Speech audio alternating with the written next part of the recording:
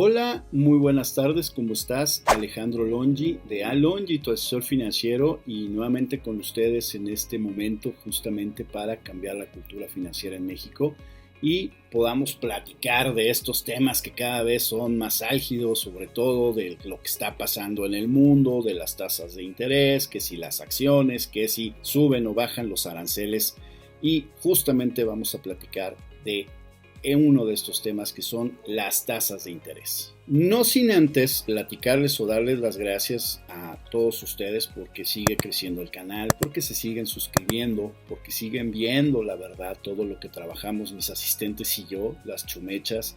También muchas gracias a Claudia que me ayuda a editar los videos, y por el otro lado también a todos los que participan y me preguntan y me sugieren temas para seguir creciendo en esta comunidad. Especialmente a la señora Lolita, que me escribe y me pide que definamos justamente todo lo que son las tasas de interés, porque ella dice que las oye y oye mucho de tasas de interés, pero no sabe cuál es cuál. Y creo que no es un único caso el de ella. Todos hablamos de tasas de interés y que si la tasa de interés del crédito, que si de la inversión, pero realmente no sabemos a ciencia cierta cuáles son los tipos y en qué se clasifican y cuál es su característica de cada uno. Por eso es este video más bien, y con esto pues te ayudo a que conozcas más sobre los instrumentos financieros. Y pues entrando en materia, pues vamos a ver una de las básicas, que es la tasa de interés nominal, que es la que siempre vas a encontrar en todos los instrumentos financieros, sean de crédito o de inversiones. No influyen costos extras ni la inflación y solo representa el dinero en porcentaje. Todas las tasas siempre van a ser en porcentaje. Es lo más común, rarísimo que al millar. Eso más bien se usa para otro tipo de cosas. Es muy raro, más bien eso en seguros, pero en inversiones siempre o en créditos siempre o casi siempre vas a ver en porcentaje. Y esto te va a permitir comparar tasas independientemente del monto que esté en juego. O sea, 1 millón, 10 millones, 10 mil millones de pesos, dólares, euros, lo que tú quieras, siempre vas a ver tasas. Entonces, si te dicen que es un préstamo al 40% anual, esa es la tasa nominal. Habrá que ver justamente lo que es el costo anual total o la ganancia. Bueno, en este caso es del costo anual total, el famoso CAT, y ver si te conviene o no. Después de la tasa de interés nominal, vas a ver la tasa de interés efectiva, que esa es por un periodo determinado, generalmente menor a un año. Si te dicen que es un 40% convertible semestralmente, quiere decir que cada 6 meses va a dividirse o se va a dividir en dos, porque son 2 periodos de 6 meses esta tasa del 40%. Quiere decir que es 20% de un periodo y 20% del otro. Y esto me lleva a que hay básicamente 2 tasas también en las finanzas, o son básicas, no sean las únicas, pero son básicas, que es la tasa de interés simple y la tasa de interés compuesta. La tasa de interés simple es la única o solo considera el capital, no se reinvierten los intereses. Esa es la pequeña gran diferencia entre las ambas tasas que te estoy platicando.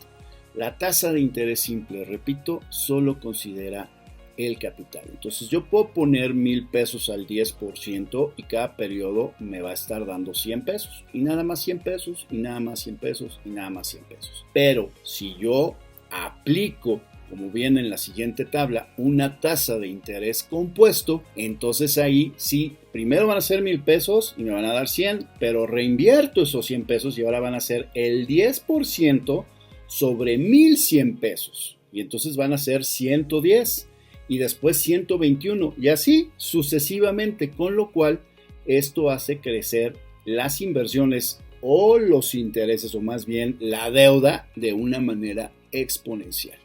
Nadie se ha vuelto rico con las tasas de interés simple, más bien siempre se van a manejar las tasas de interés compuesto, tanto en créditos como en inversiones. Ahora, también acuérdate que hay otra tasa que se llama la tasa de inflación, que recuerdas que es el aumento constante de los precios de los bienes y servicios. Y la inflación te va a servir, o la tasa de inflación te va a servir para saber si tu inversión está realmente ganando o más bien le estás haciendo la chamba al banco. Por ejemplo, si yo tengo una tasa o el banco me da una tasa del 15% y la inflación es del 7%, pues más o menos la tasa de ganancia o la tasa de interés real es del 15 menos 7, el 8%, más o menos por ahí. Pero por el contrario, si el banco me da un 5% y la tasa de inflación es el 7%, quiere decir que yo estoy perdiendo de 5 menos 7 igual a menos 2. O sea, me está comiendo un 2% la inflación, el valor de mi dinero. Por eso yo debo de estar siempre al pendiente de la inflación. A lo mejor tú puedes decir, es que la inflación yo la siento más alta, Alejandro. O sea, no manches, o sea, el Banco de México publica una tasa que no va. Sí, porque es una muestra y una muestra no siempre es representativa o tan representativa de una población total. Además de que ellos consideran los aumentos de los bienes, de los precios y servicios en todo el país. Y probablemente tú vives en una ciudad muy grande, en un barrio, pues no decir muy ostentoso, pero a lo mejor de clase media, media alta, donde los precios pueden ser más altos. En cambio, si vives en una zona suburbana o en una ciudad más pequeña, ahí quizás los precios puedan ser un poquito más bajos. Depende de dónde vivas. Ahora, también las tasas se pueden mover, sí se mueven. Y hay aquí otras dos antagonistas, la tasa fija y la tasa variable. La tasa fija, como su nombre se dice, no se mueve durante el periodo de la operación o durante este instrumento. Puede ser en créditos o puede ser en inversiones. Y te dicen, no, pues es que te pago semestralmente el 5% tasa fija. Perfecto. Y es a 10 años, pues serán 20 periodos de 6 meses cada uno y me van a pagar el 5% cada 6 meses. Pero hay tasa variable. Esta sí se mueve cada final de periodo. No, que tasa variable, perfecto. Y generalmente las tasas variables van a voltear a ver a una tasa de referencia.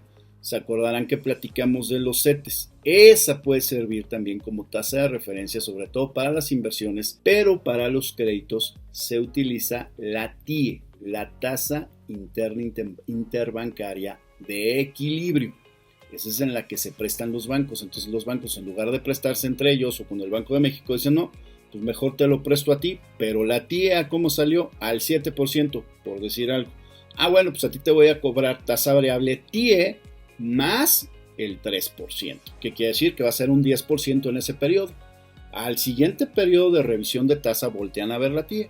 Tasa variable, entonces no, que ahora la TIE está al 5%. Perfecto. Entonces TIE más 3 igual a 8. Y así sucesivamente. ¿Más tasas todavía? Claro que las hay. O sea, aquí es como colección, pues de mi tía, que tenía así una colección de tasas enorme, pues aquí también hay muchas tasas. Entonces también hay una tasa moratoria. Esta tasa es de los intereses moratorios si tú te atrasas o pagas después de la fecha pactada en el pago de tu crédito, o que tú puedes cobrar si se atrasan en el pago de tu inversión. Y por último, te voy a platicar de la tasa neta. Esta generalmente es también después de impuestos. Cuando tú tienes una tasa nominal, también se le puede conocer como tasa bruta, principalmente cuando son pagares bancarios. Y después viene el impuesto que te cobra el gobierno por invertir, así es. Y posteriormente viene la tasa neta, que ya es considerando después de impuestos. Por ejemplo, me van a dar una inversión o me pagan un 10% de una inversión anual, perfecto, pero me dice el gobierno, te voy a quitar el 2% de impuestos, por decir algo. Ok, entonces mi tasa neta es 10 menos 2, el 8%. Ok, entonces ya también eso es para saber si realmente te conviene invertir en ese instrumento, porque recuerda que después de esa tasa neta la tienes que comparar contra la inflación. Vamos a decir en mi ejemplo anterior que era del 7%, entonces 8 de la ganancia neta, 8% menos el 7% de inflación, quiere decir que yo me estoy quedando con un 1% arriba de la inflación, lo cual pues es bajo, pero sigo ganando y mi dinero mantiene como sea mi poder adquisitivo. Y bueno, si llegaste hasta aquí, pues yo te doy muchísimo las gracias. No dejes de suscribirte, de darle like, de compartir. Muchísimas gracias a todos ustedes porque sigue creciendo esta comunidad, la verdad. Va poco a poco ahí creciendo, sigue habiendo sugerencias, comentarios. Muchas gracias a Frank. Muchas gracias por ver los shorts de mis asistentes de las chomechas. Muchas gracias a la señora Lolita que justamente me preguntó sobre las tasas de interés y me decía, pues es que yo no sé, yo nada más las oigo y no sé qué onda. Pues la verdad es que creo que muchos están en esa situación de que oyen hablar de tasas y dicen, ¿y ahora?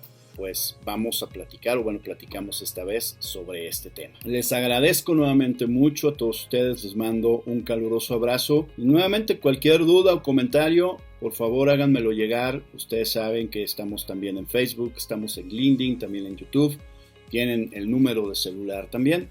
No dejen de ver los shorts también con pequeños tips sobre inversiones que dan mis asistentes y les mando un caluroso abrazo. Alejandro Longi, Longi, tu asesor financiero, cambiando la cultura financiera en México. Hasta pronto.